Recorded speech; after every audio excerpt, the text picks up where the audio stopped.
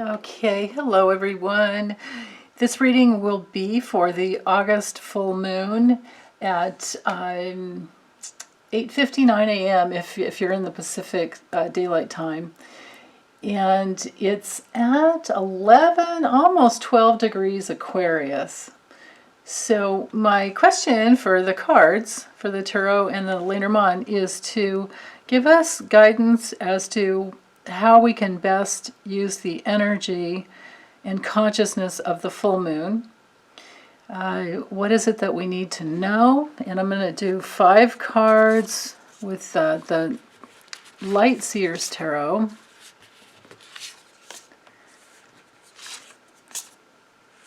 Okay. And then I thought, just for fun, because we can often get, whoops, a nice little extra message with the LeNormand. Here, let's do this way. Let's see what this deck has to teach us or convey.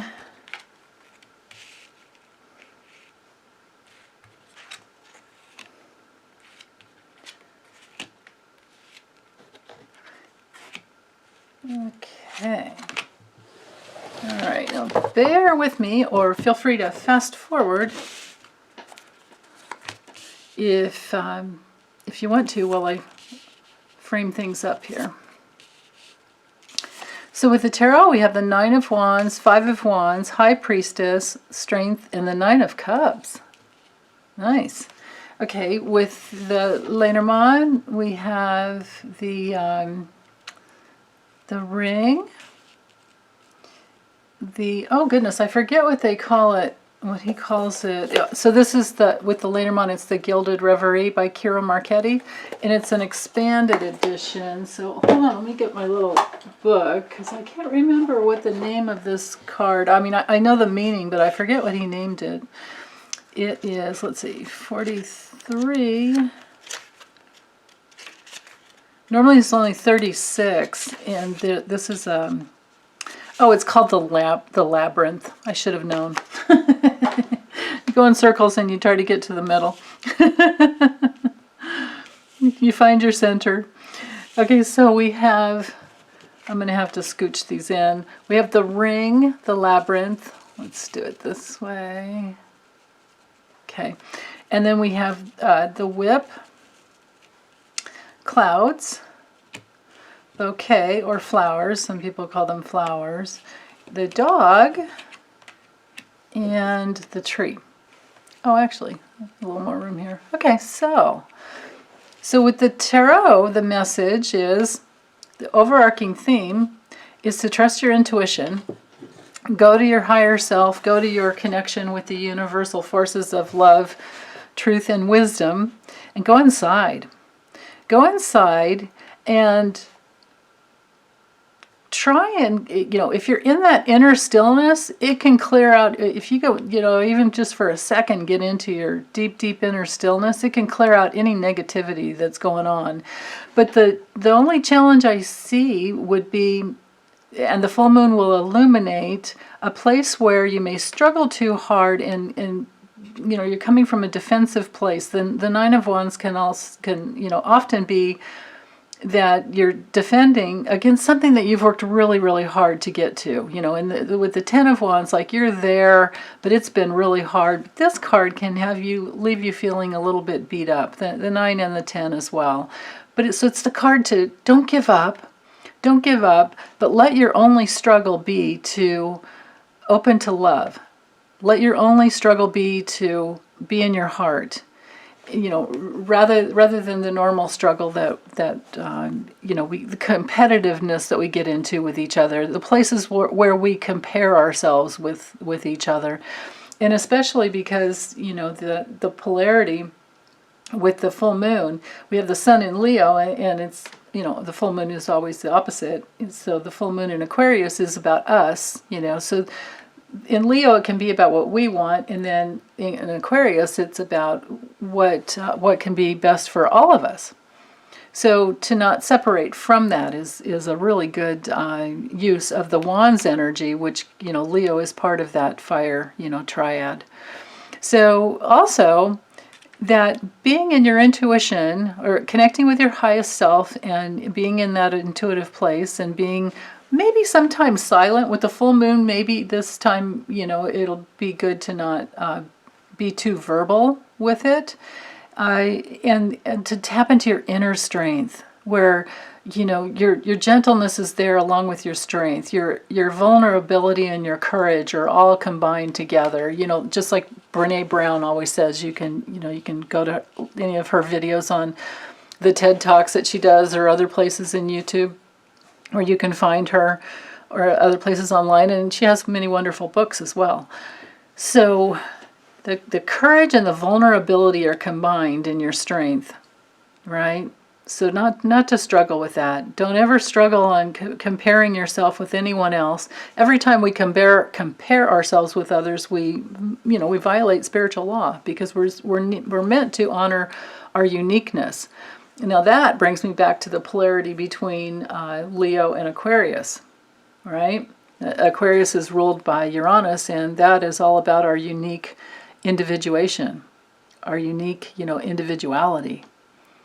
So if we can do this, if we can let go of the struggle and just open our hearts and be in our highest self, in those moments we gather more strength, and then our fulfillment comes in. So this looks like this can be a really beautiful, heart-opening, loving full moon. So I love seeing that. That's good, and that goes with the astrology reading I just did with it. I separated it just in case to not make the video too long. So that's there if you want to look for it. And with the LeNormand, the message here is, well, here actually, let's do it this way. Put things on a curve a little, I suppose. There we go. Okay, so with the LeNormand, the message is to work on, now notice how these three are circular. The images are circular. So there's something about, what are we going to commit to? What have we been going around and around and around about? What have we been working on?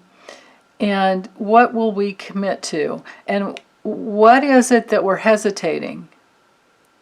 From where's our hesitation, and what is that about?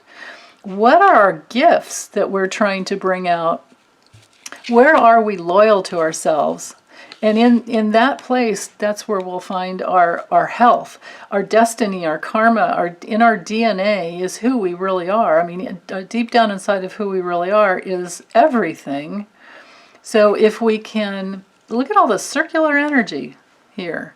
As long as we can bust through some temporary self-doubt and move towards our gifts. Just focus on our gifts. Focus on the friendship that we have. Be loyal and be helpful and be, fun-loving and, all of that, all the good stuff. Be that to ourselves, for ourselves, and for others as well. And if we can just keep working on that, it certainly goes with the tarot cards as well, doesn't it? No matter how many times we have to go around and around and around, it's all worth it to get to the place where you're clear and you're healthy and you're committed. If we focus on these two cards here, where we're committed. These two bookends here are speaking volumes to me.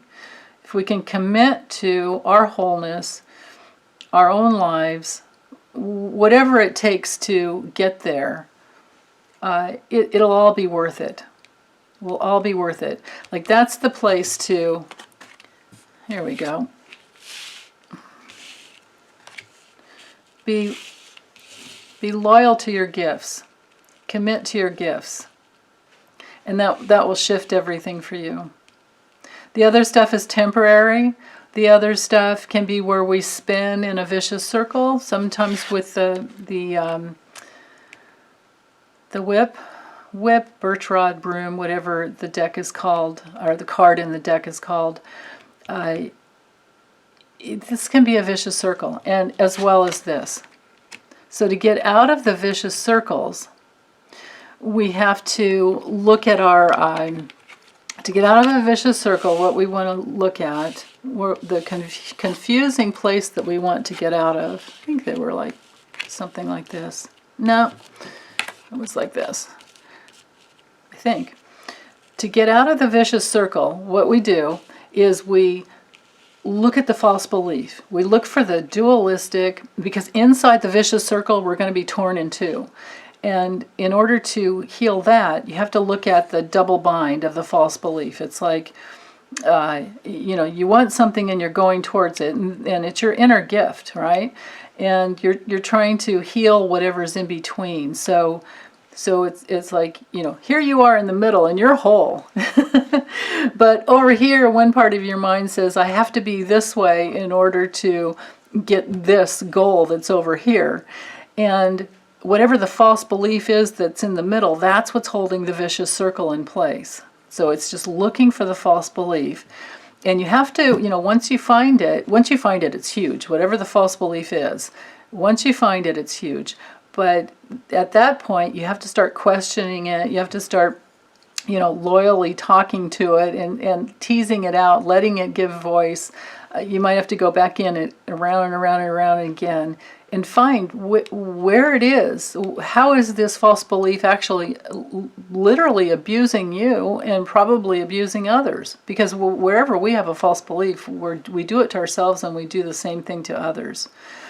And so if you look for that, then you can question it from all the different angles. Wait, is that really true? Where did this belief come from? And then you'll find, oh, it's from my childhood, or maybe it's from a past life that's brought through.